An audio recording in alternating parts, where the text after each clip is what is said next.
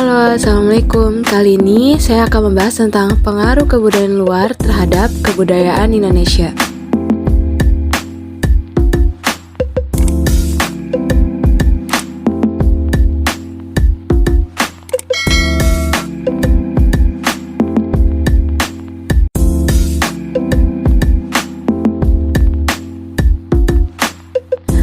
Pengertian kebudayaan.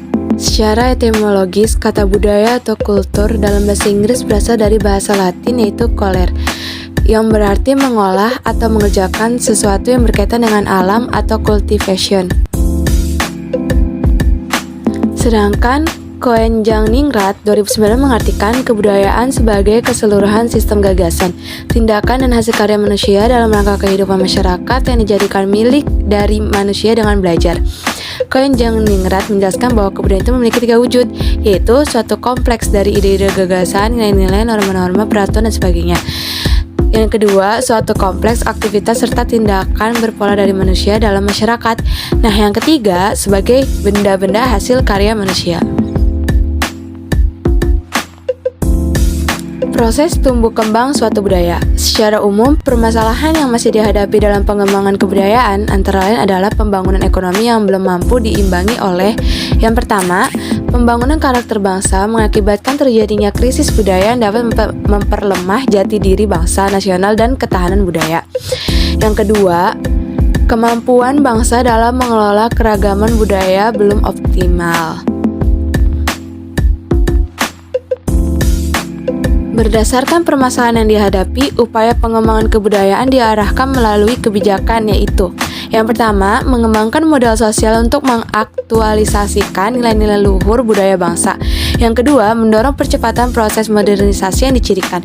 Yang ketiga, reaktualisasi nilai-nilai kearifan lokal sebagai salah satu dasar pengembangan etika pergaulan sosial.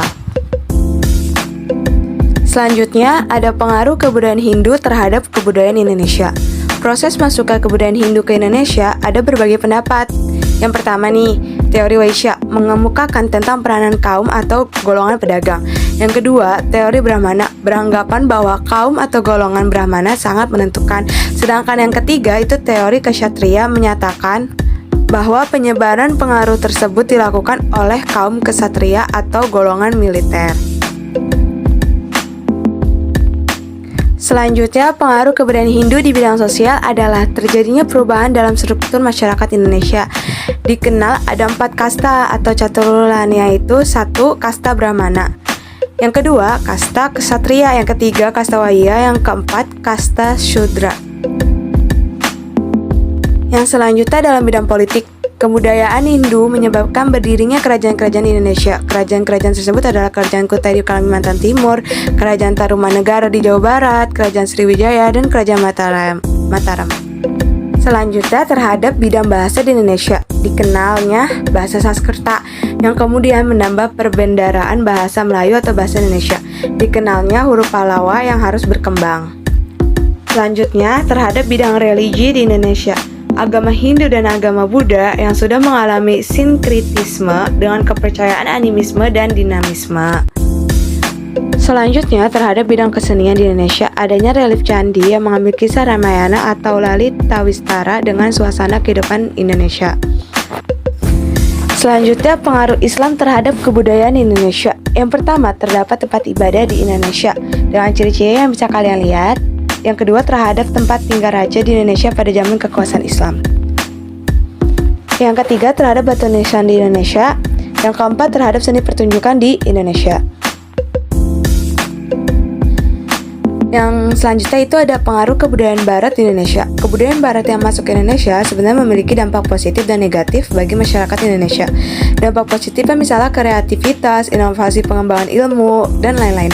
Dampak negatifnya adalah masyarakat Indonesia suka mengikuti cara berpakaian dan mode ala-ala barat itu. Selanjutnya ada manfaat mempelajari kebudayaan-kebudayaan yang mempengaruhi kebudayaan Indonesia, yaitu kita bisa mendapatkan wawasan yang luas karena mengetahui asal-usul kebudayaan Indonesia. Kita juga dapat menghargai keberagaman budaya yang kita miliki, sehingga kita juga dapat menghindari konflik karena adanya perbedaan. Sekian dari saya. Terima kasih. Sampai jumpa di video selanjutnya.